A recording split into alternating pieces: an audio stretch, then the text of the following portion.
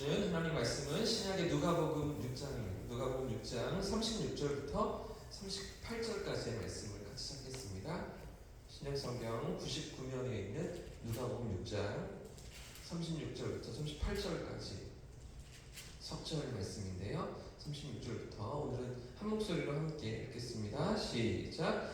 너희 아버지의 자비로우심 같이 너희도 자비로운 자가 되라. 비판하지 말라. 그리하면 너희가 비판을 받지 않을 것이요. 정죄하지 말라. 그리하면 너희가 정죄를 받지 않을 것이요. 용서하라. 그리하면 너희가 용서를 받을 것이요. 주라. 그리하면 너희에게 줄 것이니 곧 후이되어 누르고 흔들어 넘치도록 하여 너희에게 안겨주리라. 너희가 헤아리는 그 헤아림으로 너희도 헤아림을 도로 받을 것이니라. 아멘. 할렐루야. 오늘도 하나님께서 우리 삶의 걸음을 인도하실 줄 믿습니다. 어제 본문에서 예수님은 하나님의 백성이 세상과 다른 모습으로 이 땅을 살아가야 한다고 말씀하셨죠. 먼저 마음과 태도가 세상과 다른 삶이어야 한다는 것이었고요. 그런가 하면 또 행동이 삶의 모습이 실제적으로 다른 모습이어야 한다고 말씀하셨는데요. 자, 그런가 하면 오늘 이어지는 본문에서는 조금 더 구체적으로 어떻게 하나님 백성이 살아가야 하는가를 가르쳐주고 계십니다. 먼저 37절, 38절 말씀을 다시 한번 읽어보겠습니다. 37절과 38절 시작. 비판하지 말라. 그리하면 너희가 비판을 받지 않을 것이요. 정죄하지 말라. 그리하면 너희가 정죄를 받지 않을 것이요. 용서하라. 그리하면 너희가 용서를 받을 것이요. 주라. 그리하면 너희에게 줄 것이니 곧 후이되어 누르고 흔들어 넘치도록 하여 너희에게 안겨주리라. 너희가 헤아리는 그 헤아림으로 너희도 헤아림을 도로 받을 것이니라. 아멘. 새로운 하나님 나라의 백성으로 부름받은 우리에게 요구하시는 구체적인 삶의 자세가 여기 두 절에 나타나 있는데요. 하지 말라가 두 가지가 있고요. 또 하라는 또 명령이 두 가지가 있습니다. 먼저 하지 말라가 무엇입니까? 하지 말라는 주님의 말씀 두 가지. 비판하지 말라. 그리고 정죄하지 말라는 것이죠. 보통 비판이 무엇입니까? 비판이란 말은 옳고 그름을 가리고 평가하며 판정한다라는 의미로 정의됩니다. 옳고 그름을 가려서 평가하고 판정한다.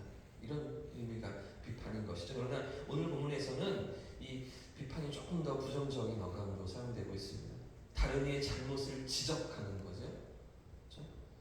그러니까 다른 사람의 약점과 허물을 들춰내면서 비난하는 행동을 오늘 본문에서 비판이라고 말씀하고 계십니다. 그런데 이런 비난과 비판, 이런 비난과 비판을 하게 될 때 이것이 더 나아가서 어디까지 이어질까요? 비판이 정죄로도 이어지는 것입니다. 정죄하는 것이죠. 그 사람을 심판하게 되는 것입니다.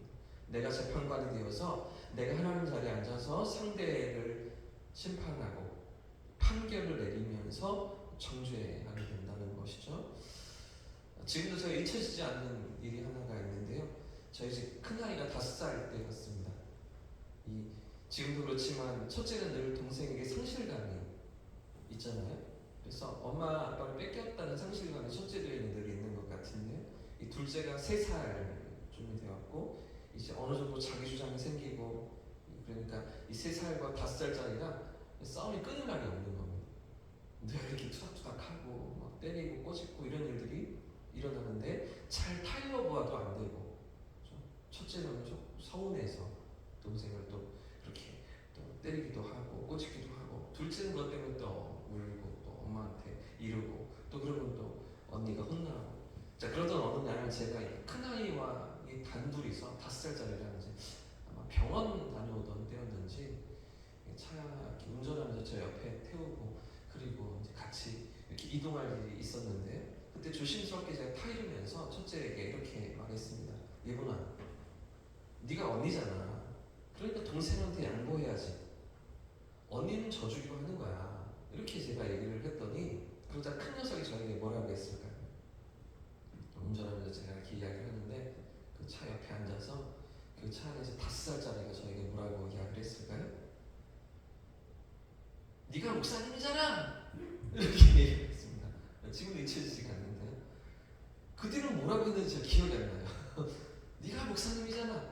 이 5살짜리가 꼬마가 이렇게 말하는 그 얘기를 들으면서 이게 무슨 말인가 생각하면 그 뒤에 거는 생각이 안 나고 아마도 이런 이야기였던 것 같아요. 네가 목사님인데 왜 너는 나를 혼내냐? 뭐 이런 이야기를 이렇게 뭐다 이렇게 설명은 못하지만 그런 얘기를 하고 싶었던 것 같아요. 제가 이 녀석을 꾸중하고 뭐 비판하는 것 같고 판단하는 것 같으니 이 5살짜리가 어떻습니까? 그 녀석 똑같이 저를 판단하는 거죠.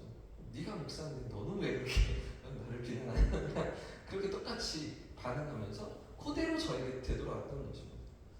오늘 예수님께서 이런 악순환의 고리를 끝내야 한다고 말씀하시는 것이죠. 나도 공격하고 또 상대방도 공격하면서 비판하고 정죄하는 그런 삶의 자리에서 멈춰 서야 한다고. 비판하지 말라. 그러면 어떻게 된다고요? 비판하지 않으면 비판을 받지 않는다는 것이죠. 주님은 이 하나님의 백성으로, 새로운 하나님 나라의 백성으로 부름받은 우리가 이런 세상과 다른 모습으로 살아가야 한다고 오늘 말씀하고 계시는 것입니다. 얼마나 우리가 비판하기를 좋아합니까?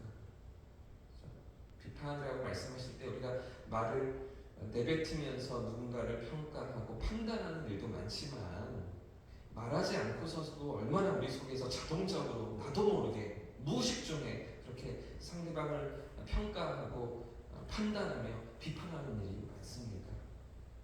그런 것들을 멈춰서야 한다고, 이런 세상과 구별된 모습으로 살아야 한다고 주님 우리에게 말씀하시는 것이죠. 자, 그럼 또 하나, 하라는 것은 무엇입니까? 하지 말라, 비판하지 말라, 정죄하지 말라. 비판하면서 정죄하는 길까지 나아가지 말라 라고 그렇게 하지 말라고 하셨는데, 하라는 것은 무엇입니까? 용서하라가 먼저, 용서하라. 그리고 또 하나는 주라는 것이죠. 흔히 용서를 여러분 어떻게 생각하십니까? 용서가 무엇입니까? 잘못을 덮어주는 게 용서죠. 그죠? 잘못을 덮어주는 것이, 그것이 용서라고 생각할 때가 많지 않습니까? 너그럽게 봐주는 것, 그게 용서라고 생각할 때가 많지 않으십니까? 근데 문제가 무엇일까요? 이렇게 덮어두었다가 덮어두고 또 덮어두었다가 그러다가 여차하면 어떻게 됩니까? 한 번에 다 쏟아져 나오는 것이죠. 이전에 덮었던 것들이 다 한꺼번에 쏟아 부어지는 것입니다. 융단폭격을 가하는 것인데요. 이런 게 용서일까요? 성경에서 용서라고 번역된 이 헬라어의 원래 의미는 떠나가게 하는 것입니다. 떠나보내는 것. 이걸 용서라고 말하는 것이죠. 이 비판하고 정죄하는 마음을 떠나보내는 것. 그리고 이 억울함을 떠나보내는 것. 내가 가졌어야 할 권리를 못 가졌지만 그 억울함을 떠나보내는 것. 이런 것들이 용서라고, 털어버리는 것이라고 성경이 말하고 있는 것인데요. 그런데 여러분, 이렇게 하기 위해서, 이런 용서가 가능하기 위해서 완전히 그것들을 떠나보내고 쫓아보내며 잊어버리는 그런 용서가 가능하기 위해서 무엇이 필요합니까? 이런 미움과 원통함과 속상함을, 억울함을 다 떠나보내기 위해서 우리에게 무엇이 필요할까요? 이 모든 심판을 하나님께 맡겨드리는 일이죠. 할렐루야. 하나님 그분 손에 맡겨드리는 것입니다. 내가 잘못을 따지고 내가 내 권리를 주장하고 내가 어떻게든 이것들을 다 원상복구시키려고 하는 것이 아니라 하나님의 손에, 하나님의 하시는 그 역사 가운데 맡겨드리는 것입니다. 그것이 용서의 시작인 것이죠. 그렇게 맡겨드리면서 이 용서를 시작하는 것입니다. 자, 그런데 오늘 주님, 이런 소극적인 용서만 아니라 여기서 한 걸음 더 나아가서 적극적으로 무엇까지 하라고요? 용서만 아니라 주라고 하시죠. 주라고 명령하십니다. 38절 말씀도 같이 한번 읽어보겠습니다. 38절 시작. 주라, 그리하면 너희에게 줄 것이니 곧 후이 되어 누르고 흔들어 넘치도록 하여 너희에게 안겨주리라.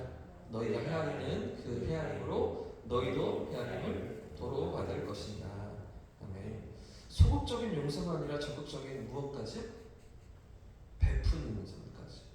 내게 권리를 포기하고 억울함을 내려놓고 그렇게 용서하는 것을 넘어서서 아무런 조건 없이 너그럽게 베풀라는 것이죠. 넓고 깊은 마음으로 먼저 베푸는 사람이 되어야 한다고 주님 말씀하시는 것입니다.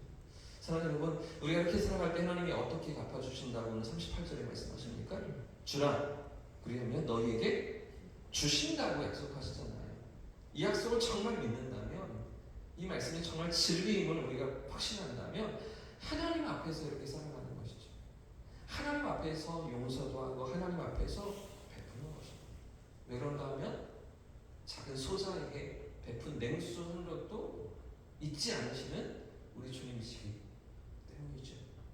그 작은 우리의 섬김에도 하나님이 갚아주시고 돌려주시는, 더 복된 것으로 채워주시는 그런 하나님이시기 때문 아닙니까?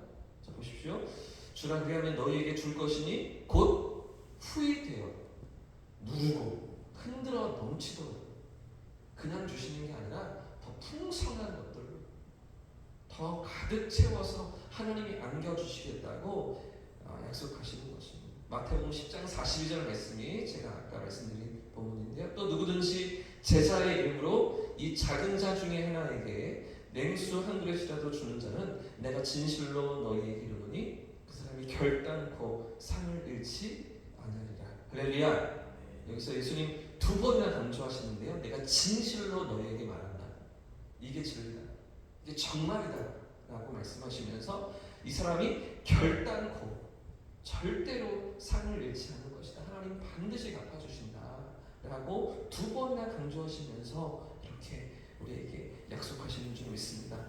이 약속의 말씀을 붙들고 하나님 앞에서 오늘을 살아가시고 하나님 앞에서 오늘 모든 삶의 자리를 나아가는 저와 우리 성도님들 되시기를 예수님의 이름으로 축복합니다. 결코 이 상을 잊지 않으시는, 까먹지 않으시는 하나님 앞에 정말 믿음의 삶으로 나아가고 우리 믿음의 삶의 모습을 심고 그 하나님 앞에서 용서를 실천하고 또 나눔을, 베풀음을 실천하는 우리의 마음을 지키면서 비판과 정죄를 멈추는 삶으로, 그래서 너희가 헤아리는 그 헤아림으로 너희도 도로 받을 것이니라, 이 말씀을 붙들고 이 하루를 승리하는 저와 우리 성도님들 되시기를 예수님으로 축복합니다. 함께 찬양하고 기도하겠습니다.